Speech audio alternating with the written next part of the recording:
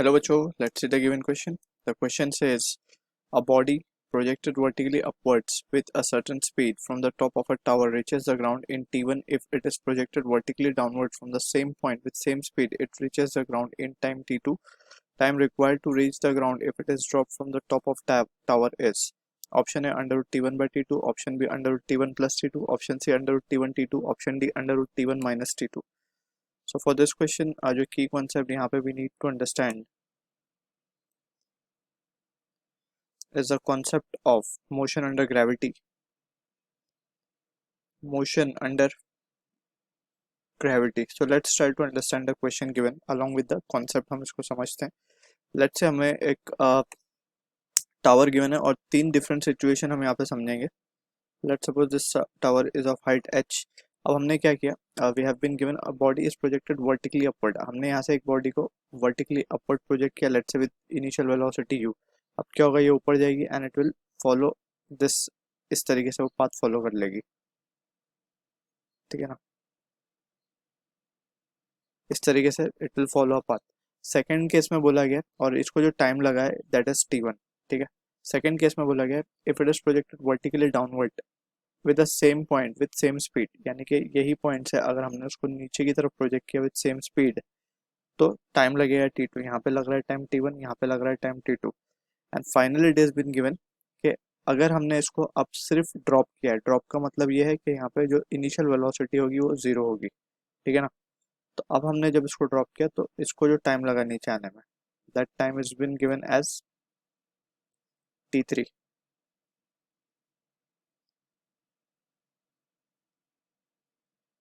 ठीक है, तो इन तीनों में हमें बेसिकली t3 फाइंड करना है in terms of t1 and t2. So that is what the question is.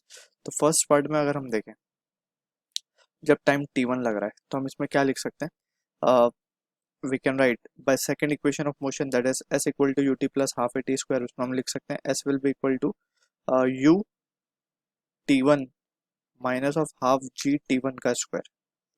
ठीक है, और यहाँ पे s की जगह पे we will substitute minus of h.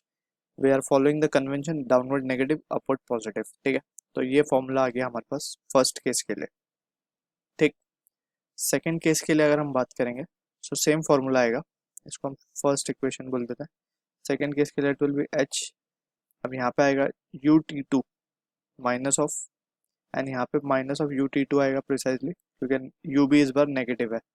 ठीक है, हाफ g t2 का स्क्वायर एंड दैट से इसको हम एक्सप्रेशन 2 बोल रहे हैं. एंड फाइनली हम t3 को क्या लिख सकते हैं, t3 can be written as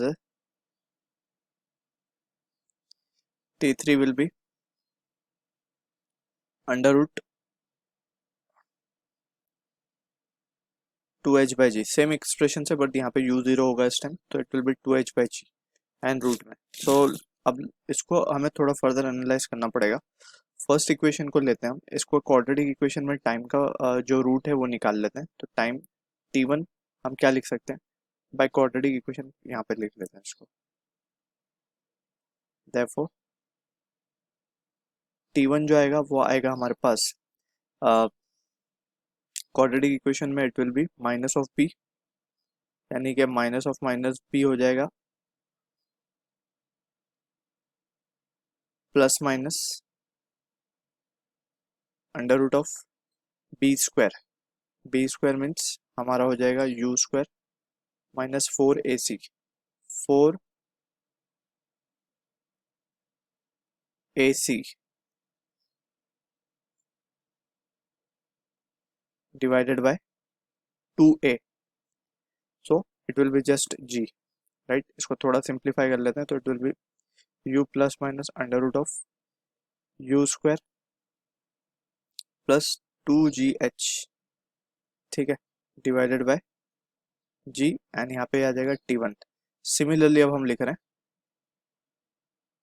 from second equation t2 की वैल्यू आ जाएगी हमारे पास minus of u plus minus under root of u square and this time it will be again, अगर हम देखेंगे तो ये इस बार आएगा हमारे पास 4ac. तो ac इस बार a तो प्लस में आएगा इस बार. फर्स्ट टाइम पे जब हमने देखा था तो ये था हमारे पास पॉजिटिव में, अभी भी पॉजिटिव में 4AC। सो ये तो चीज़ सेम ही होगी, that is plus ji 2GH, ठीक है, डिवाइडेड बाय जी, राइट। अब हम नेगेटिव वैल्यू को यहाँ पे डिस्कार्ड कर रहे हैं सो दैट हम मान सकते हैं कि time can not be negative, right. So यहाँ पे सिर्फ जस्ट जो वैल्यू हम लेंगे वो प्लस में लेंगे, सो यहाँ पे हम सिर्फ प्लस वाली वैल्यू कंसिडर कर रहे हैं। अब फर्दर अगर हम इसको एनालाइज करें तो हमारे पास T3 भी है, T3 को भी हम अपॉन जी के टर्म्स में क्या लिख सकते हैं, it can be return as √2GH upon G लिखा जा सकता है इसको, ठीक है। अब अगर हम T1 इंटू T2 मल्टीप्लाई कर दें तो we can say T1 T2 जब हम मल्टीप्लाई करेंगे तो हम देख सकते हैं ऊपर का जो फॉर्मूला है हमारे पास it is A plus B and it is नीचे जो T2 का फॉर्मूला है it is A minus B, A plus B A minus B. अगर मैं इसको A बोल रहा हूँ तो A प्लस बी एंड ये हो जाएगा A माइनस ऑफ बी, ठीक है ना। इस तरीके से हम इसको A square minus b square लिख सकते हैं सिंपली। तो A square means U square plus 2GH minus b square, तो इस तरीके से आएगा डिवाइडेड बाय जी स्क्वायर, तो ये आ जाएगा 2GH अपॉन जी स्क्वायर। अब फ्रॉम इक्वेशन 3 अगर हम देखें तो इक्वेशन 3 को अगर हम स्क्वायर कर दें तो it will be 2GH upon g square, तो हम लिख सकते हैं t cube from this two expression, right. From this two expression t will be और T3 will be equal to under root of T1 T2। So this is what the relation we are getting, जो कि match हो रही है हमारी option C के साथ। So I hope you understood the solution. All the best.